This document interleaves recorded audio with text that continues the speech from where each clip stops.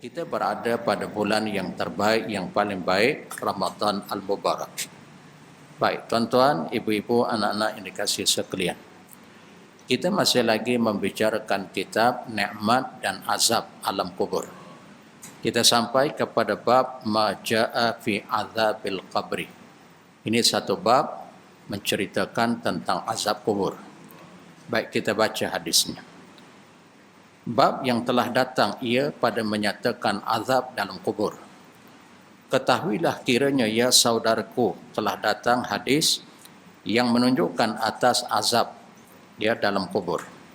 Dan ditanya oleh dua malaikat Munkar dan Nakir akan yang mati di dalam kuburnya.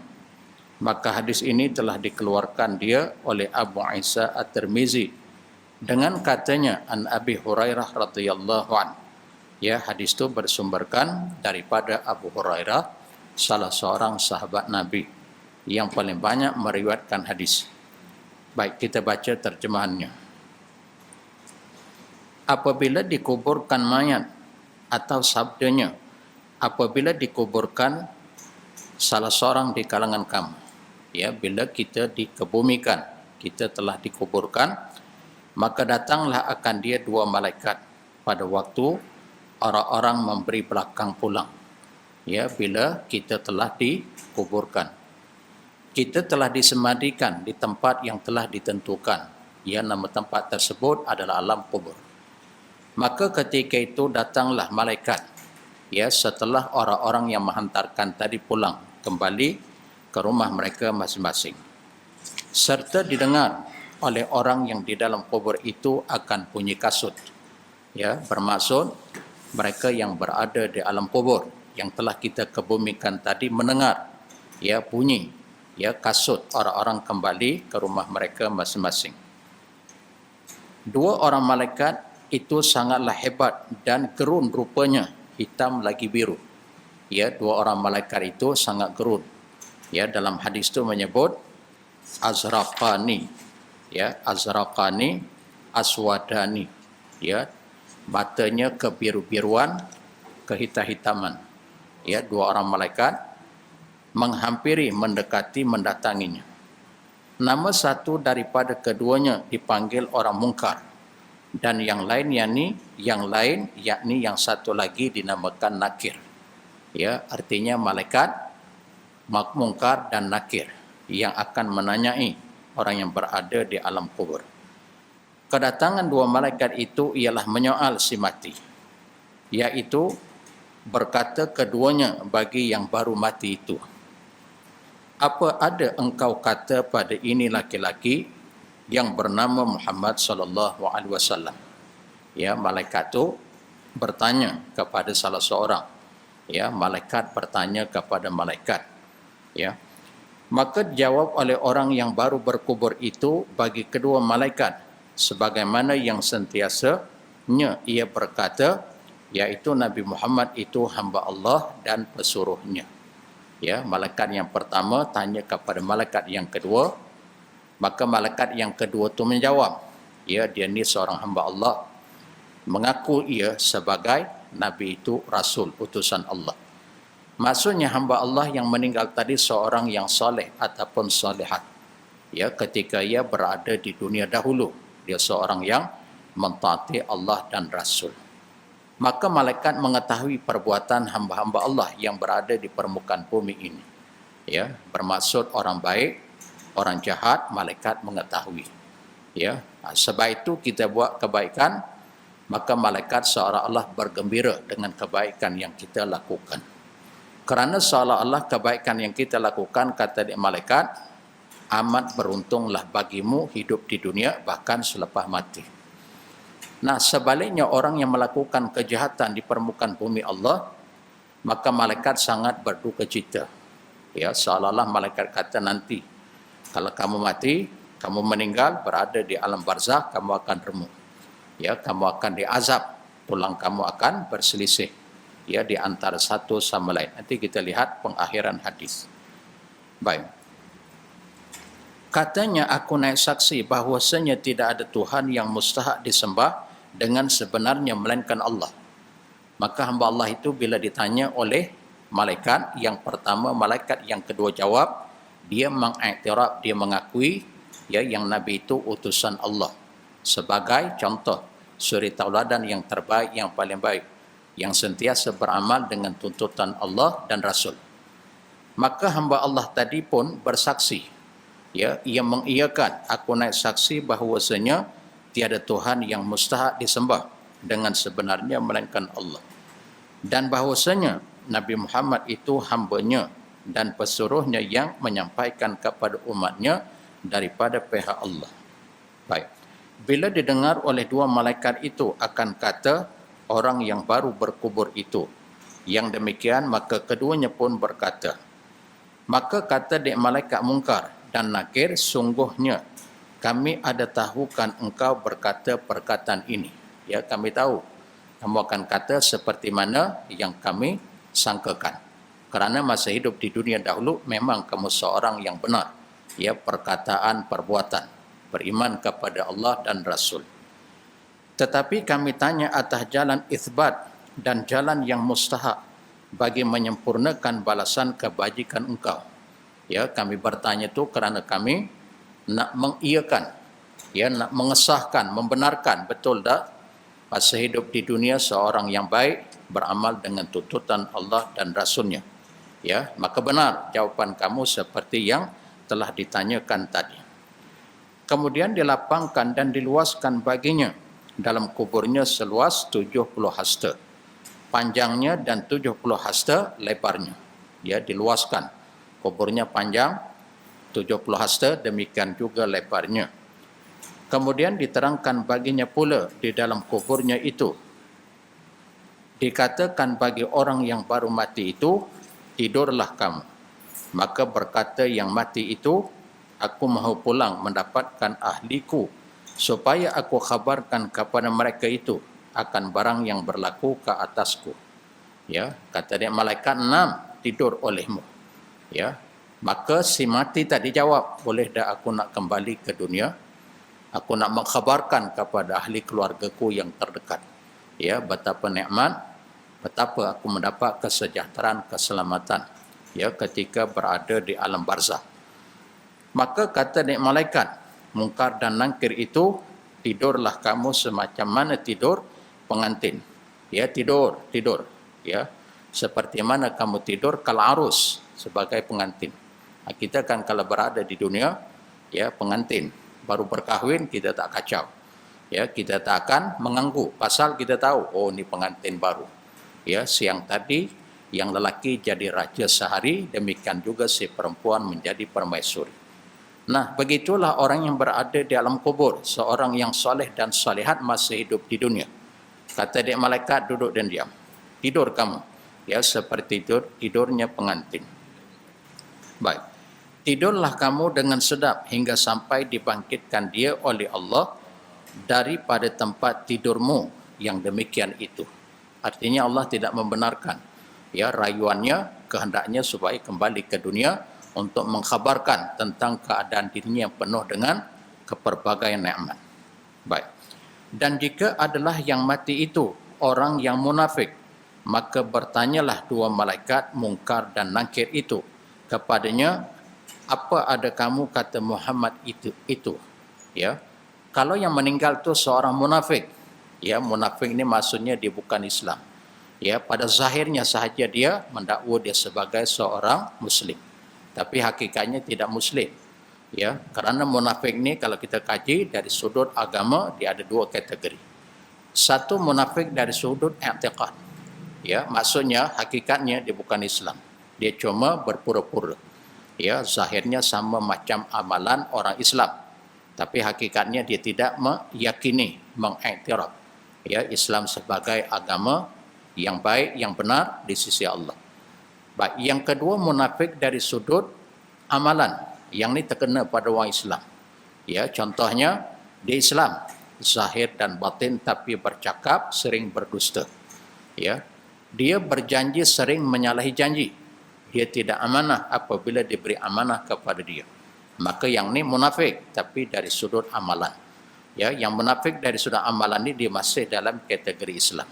Cuma dari sudut amal perbuatannya, dia bukan Islam yang sebenar. Ya, tapi i'tiqad dia masih meyakini, mengiktiraf Islam sebagai agamaku. Ya, yang seumpama ini pada akhirnya kelak dia akan dimasukkan ke dalam syurga.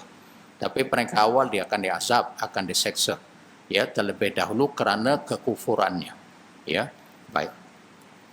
Maka jawabnya telah aku dengar orang-orang berkata mereka itu akan dia hamba Allah dan pesuruhnya. Dalam hadis ini menjelaskan munafik dari sudut i'tiqad.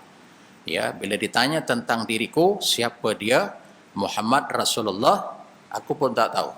Ya, si munafik tadi pun jawab, aku pun tak tahu.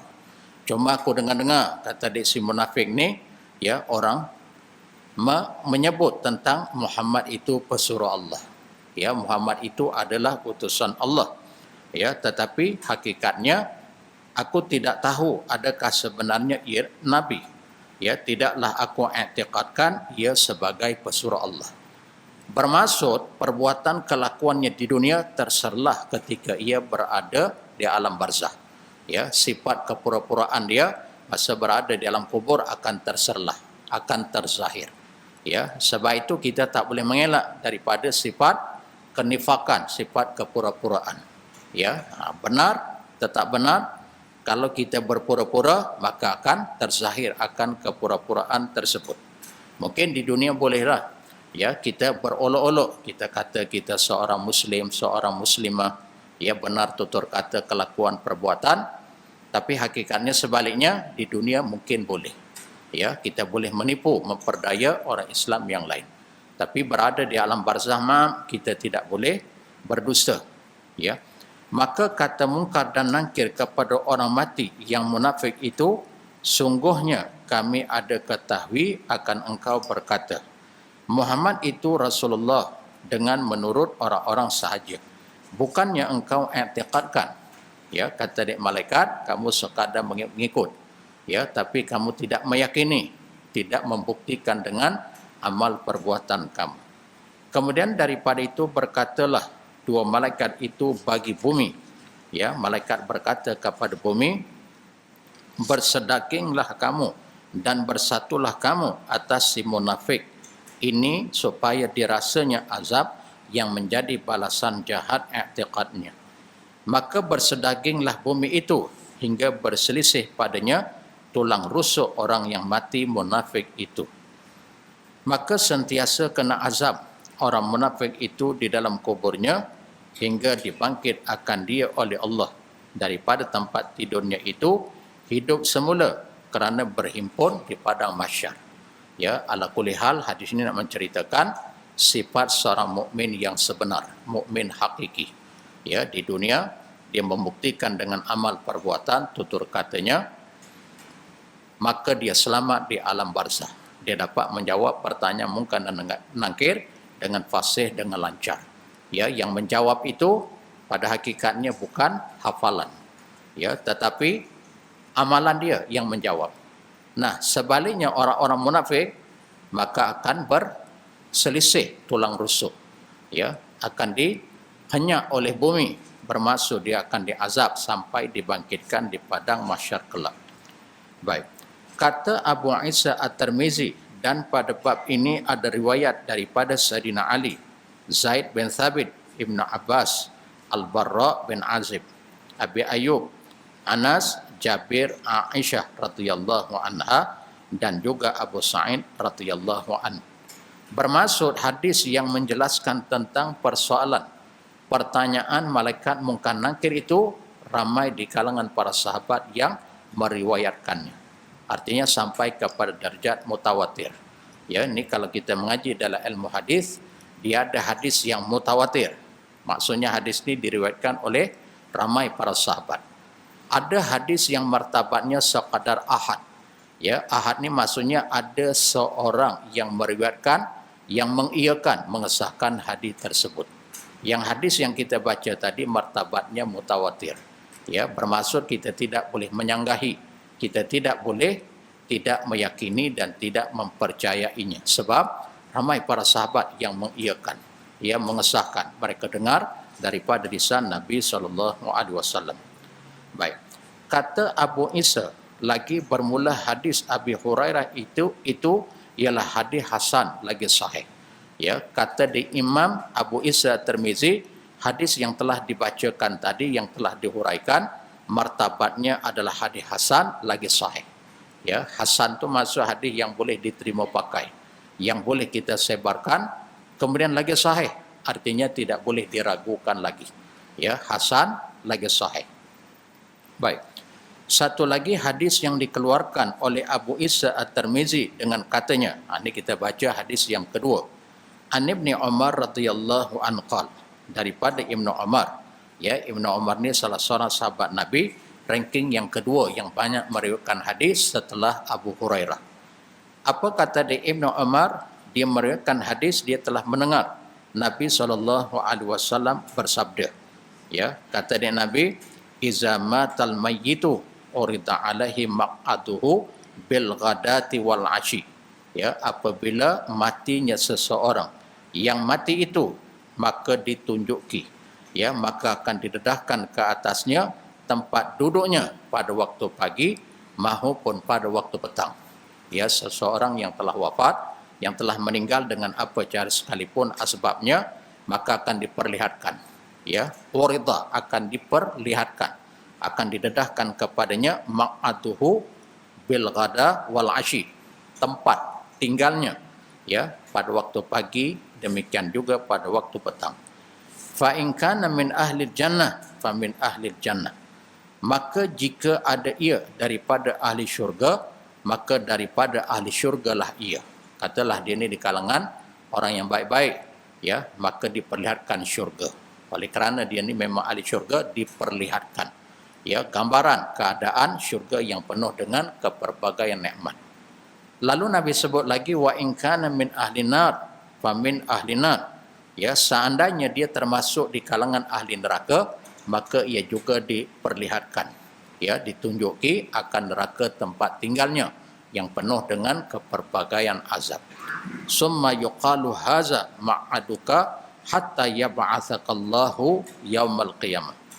Kemudian dikatakan kepada orang itu yang penghuni syurga bakal, penghuni neraka yang bakal menempati tadi, haza ma'aduka, inilah tempat tinggal kamu kelak, ya, tempat kamu akan mendiaminya kelak, hatta yab'atsakallahu yaumal qiyamah, sehingga Allah membangkitkan kamu semula pada hari kiamat. Ya, bermaksud alam barzah ni dia bukan alam akhirat secara mutlak, tapi sebahagian, ya, sebahagian daripada alam akhirat. Ya, bermaksud yang konformnya, yang pastinya alam barzah ni bukan alam dunia. Ya, alam dunia dia dah melalui, dia dah menempuhinya. Ya, di sana dia boleh pro and kontra. Maksudnya boleh dia menambah kebaikan kalau dia nak menambah, dia boleh menghenti kejahatan kalau ia menghendaki. Ya, dunia ni tempat beramal, tapi alam barzah ni tempat menerima pembalasan. Ya, kita dah tak boleh pro and kontra, nak menambah, nak mengurangi, nak memperbanyakkan atau nak menghentikan. Maaf, alam barzah ni alam tempat kita menerima pembalasan. Ya, cukup dah kebaikan, kejahatan, ya, yang telah dilakukannya terhenti setelah ia wafat. Nah, sebab itu masa kita hidup di dunia ni, kita jangan lupa albar dan lalai. Ya, sebab itu dalam hadis yang lain, riwayat Imam At-Tirmizi, Nabi sebut begini. Ya, perhatikan dengan baik-baik hadis ni. Hadis ni bersumberkan daripada Abu Hurairah, supaya kita tak rugi, kita tidak akan menyesal di kemudian hari. Apa Nabi sebut dalam hadis tu? Ad-dunya mal'unatun mal'unum ma fiha. Dunia ni, kata dia Nabi, mal'unah, terlaknat ia. Mal'unun ma fiha, dan dilaknat apa jua yang berada di dunia. Nah, bermaksud yang pertama Nabi menjelaskan dunia ni terlaknat, dan dilaknat apa-apa jua yang berada di permukaan buminya. Ya, yang berada di dunia semua dilaknat. Illa, kemudian Nabi buat pengkecualian, istisna. Ya, illa zikrullah, melainkan orang yang hidup di dunia itu sentiasa mengingati Allah. Maksud sentiasa mengingati Allah tu bukanlah 24 hours. Ya, salat, baca Quran terus menerus, zikir, doa, bukan. Ya, tapi mengingati Allah pada waktu-waktu yang tertentu yang telah ditentukan oleh Allah yang hukumnya wajib. Ya, contohnya solat fardu 5 waktu. Dia bukan 24 hours, bukan. Subuh, ini waktu dia zuhur. Nanti petang, asar. Kemudian permulaan malam, senja, yakni maghrib. Kemudian waktu malam isyak, waktu ini dikeningan. Ya, masa hidup menjalani kehidupan hariannya, bekerja urusan duniawi. Contoh, pesawah, petani, penternak, peladang dan lain-lain. Bila sampai waktu yang wajib, solat dia berhenti. Maka dia tak terlaknat. Ya, kemudian dia juga memperbanyakkan amalan sunat. Kan, yang wajib dia ada yang sunat. Solat wajib ada solat sunat sebagai penampung, penampal kepada yang wajib yang tak sempurna. Sebab itu juga ibadah yang lain selain pada solat ada juga yang sunat. Puasa wajib bulan Ramadan ada puasa sunat. Ya, peranannya menampung kekurangan yang wajib. Ya, kita mengerjakan haji kali pertama wajib. Kali kedua, ketiga dan seterusnya sunat. Ya, begitu juga umrah kali yang pertama wajib. Itu mengikut mazhab Syafi'i dan Hambali. Ya, bermaksud yang kedua, ketiga, keempat dan seterusnya hukumnya sunat. Nah, bermaksud yang sunat juga diperbanyakkan mengikut kadar kemampuannya. Kemudian yang ditegah, yang hukumnya haram dijauhkan, ditinggal. Ya, walaupun bertentangan dengan akal, bertentangan dengan kehendak nafsunya, sebab hukum hakam agamanya hendaklah didahulukan daripada segala-galanya. Ya, yang makruh kalau boleh dijauhkan untuk mendapat kualiti iman. Ya, maka orang yang mengasihi Allah ketika berada di dunia dia tak terlaknat. Baik, satu. Kemudian yang kedua Nabi sebut wa'aliman, orang yang berilmu. Ya, orang yang berilmu berada di mana-mana penjuru dunia ini, utara, selatan, timur, barat, dia tak terlaknat, dia terkecuali. Ya, orang alim, bagaimana nak jadi orang alim? Maka kita kena mempelajari Al-Quran. Ya, kena belajar Al-Quran yang berkaitan dengannya, hukum tajwid kah, hukum halal haram kah, ya, tentang amar ma'ruf nahi munkar, kena belajar mengkaji Al-Quran. Sebab itu juga dalam hadis yang lain, riwayat Al-Bukhari, ya, bersumberkan daripada Uthman ibn Affan radhiyallahu anhu. Nabi SAW bersabda, khairukum man ta'allamal Qur'ana wa 'allama. Sebaik-baik kamu, kata dia Nabi, adalah orang yang belajar Al-Quran dan mengajarkan kepada orang lain. Kalimah khairukum tu ada kelebihan keistimewaan yang tersendiri. Dia sama kaedahnya macam solat. Ya, tadi kan imam bila solat subuh dibaca surah Al-Qadar. Perhatikan baik-baik.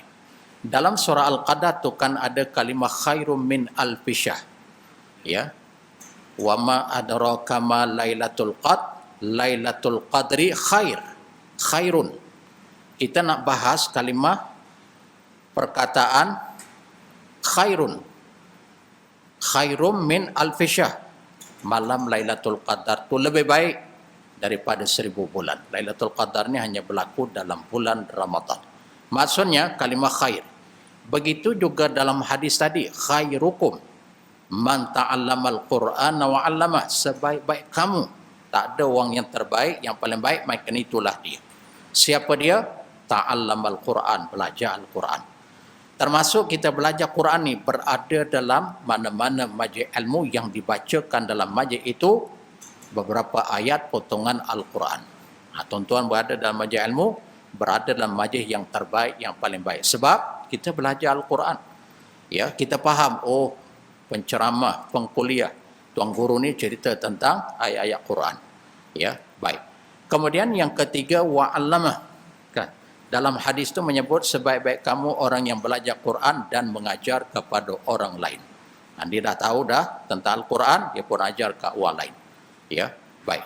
Kembali pada hadis tadi yang ketiga, wa muta'alliman, orang yang belajar. Ya, terkecuali daripada laknat dunia, pertama zikrullah, mengingati Allah, yang kedua wa'aliman, orang yang berilmu, yang ketiga wa muta'alliman, orang yang belajar. Dengan tak menafikan urusan dunia, kita hendaklah melaksanakan, meneruskan agenda kehidupan. Cumanya sampai waktu kita menuntut ilmu berhenti. Jangan kita hidup ni Mencari rezeki Allah pagi, tengah hari, petang, malam. Tak henti-henti. Ya, cari duit. Sebab duit ni tak akan berkesudahan. Melainkan kesudahannya dia mati dulu. Kan? Kaya tak juga, Allahu Akbar. Sebab itu hal-hal dunia ni dia tak akan berkesudahan dan tak akan berkecukupan. Maka cukup-cukuplah. Yang penting yang hendaklah dilebihkan urusan agama, urusan akhirat. Ya, apapun kembali kepada si pengamal, si pelaku. Dia beramal, dia dapat nikmat. Kalau dia kurang beramal, maka rugilah kehidupannya. Maka sebab itu kita sering mengingati di antara satu sama lain. Kan? Sebab itu dalam kuliah yang terdahulu secara ringkasnya saya pernah menyebut, ya, ada 4 golongan manusia yang terkecuali daripada kerugian. Selain daripada ayat Quran, ya Allah peringat wal asr, kan, demi masa manusia semua berada dalam kerugian, melainkan orang yang beriman, beramal saleh, nasihat-menasihati, pesan-pesan, perkara yang hak, yang benar, dan juga sering berpesan dengan kesabaran. Baik, selain daripada itu, kita hidup ni kita jangan pisahkan diri kita. Yang pertama dengan Al-Quran. Yang kedua dengan hadis-hadis sahih mutawatir. Yang ketiga dengan rumah Allah, yakni masjid. Atau yang seumpama dengannya surau. Yang keempat, jangan pisahkan diri kita dengan orang alim. Maka kebahagiaan kita berlaku dunia dan akhirat. InsyaAllah kita sambung kuliah kita di masa yang akan datang. Yang baik kita amalkan, yang tidak baik kita istighfar, memohon keampunan kepadanya. Aqul qawli hadza wa astaghfirullah. Wabillahi taufiq wal hidayah. Assalamualaikum warahmatullahi wabarakatuh.